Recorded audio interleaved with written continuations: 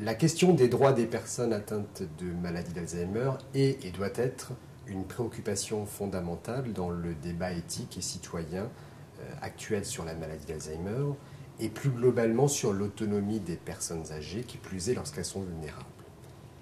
Depuis plusieurs années, on voit émerger dans la communauté Alzheimer l'idée d'anticiper au plus tôt les situations de vulnérabilité.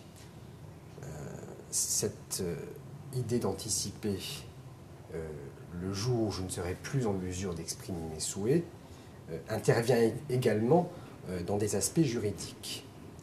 Anticiper, pourquoi? Pour être sûr que ce que je veux va être entendu par les équipes et pris en compte par les équipes lorsqu'il y aura des décisions complexes à prendre. Anticiper également pour que les proches ne portent pas seuls le poids et la responsabilité de décisions souvent complexes. D'un point de vue juridique, deux situations sont à envisager.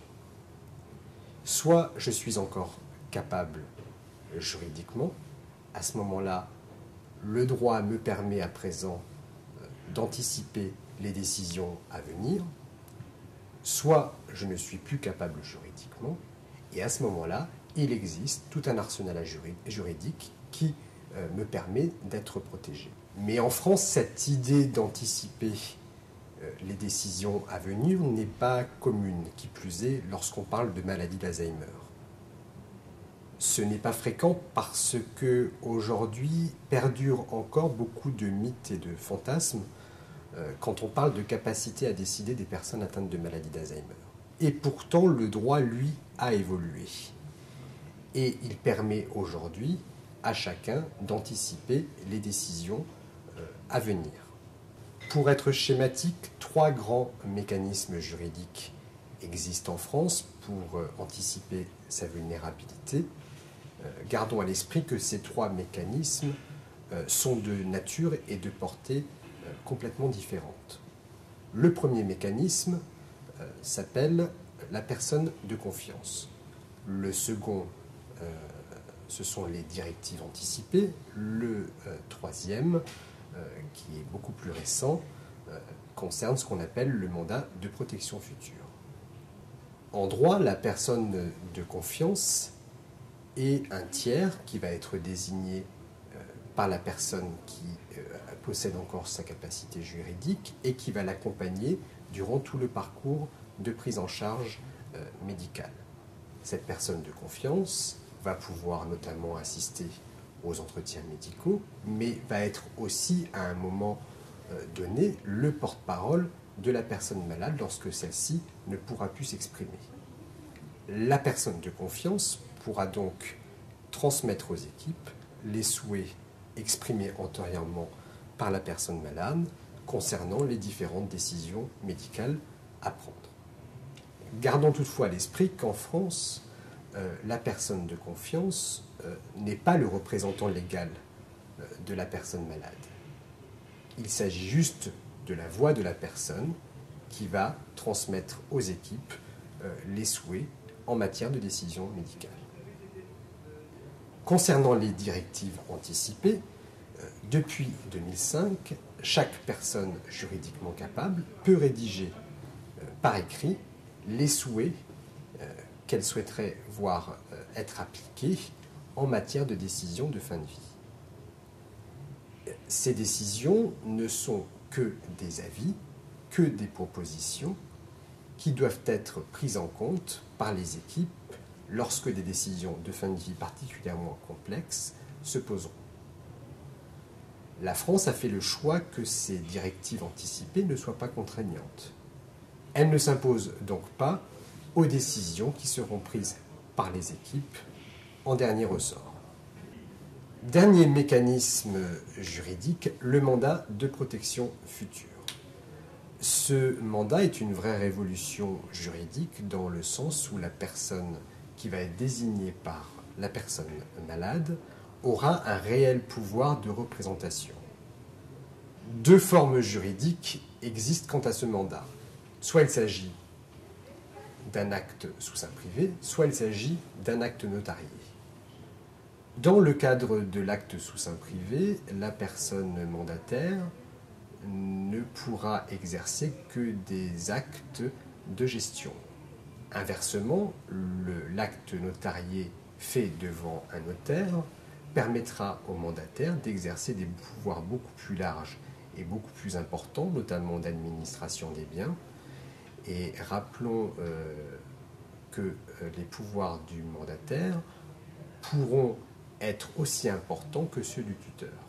C'est pourquoi il paraît extrêmement important d'être vigilant quant à l'audit qui sera fait de la situation patrimoniale et juridique de la personne malade, mais aussi la rédaction proprement dite du mandat et le suivi qui va être fait par ailleurs de ce mandat.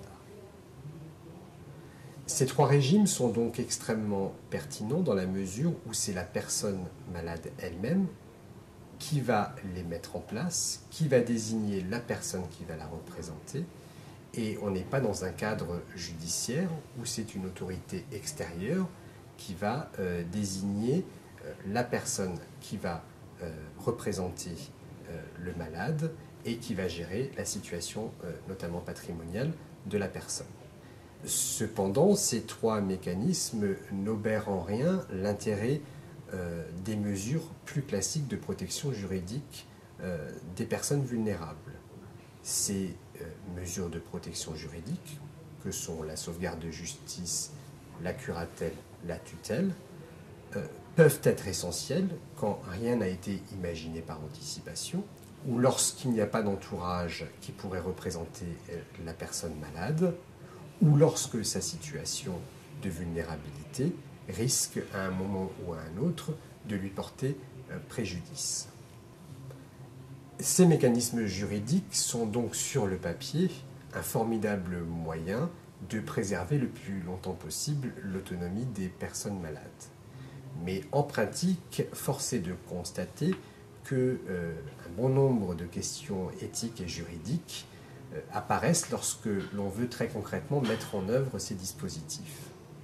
Pour exemple, concernant les directives anticipées, comment faire lorsque, par exemple, celle-ci est modifiée par une personne atteinte de maladie d'Alzheimer à un stade avancé, voire sévère de la maladie.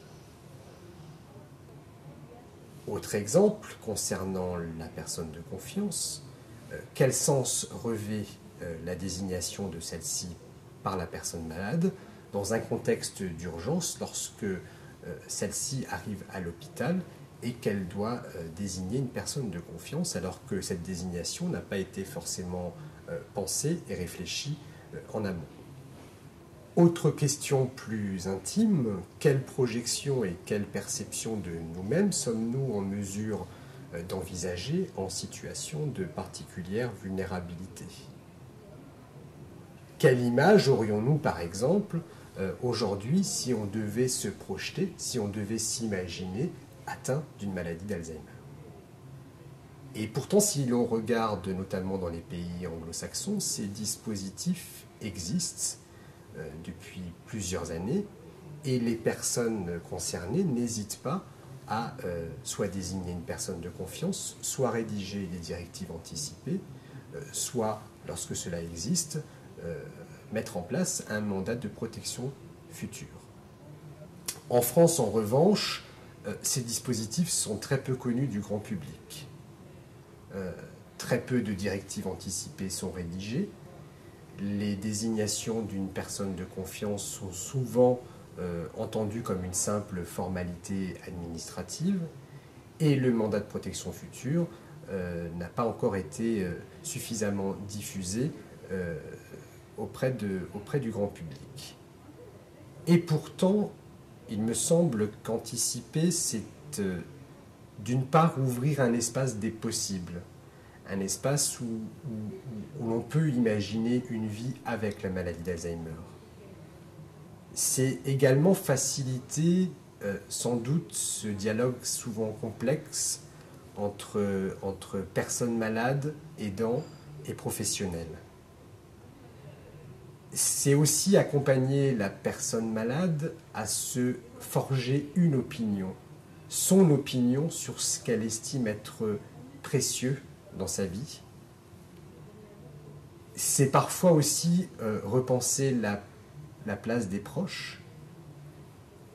Et c'est surtout pour les professionnels autant d'indices, autant d'informations sur l'histoire, le vécu, les souhaits de la personne qui viendront éclairer les décisions qu'elles devront prendre le jour où celle-ci ne pourra plus s'exprimer.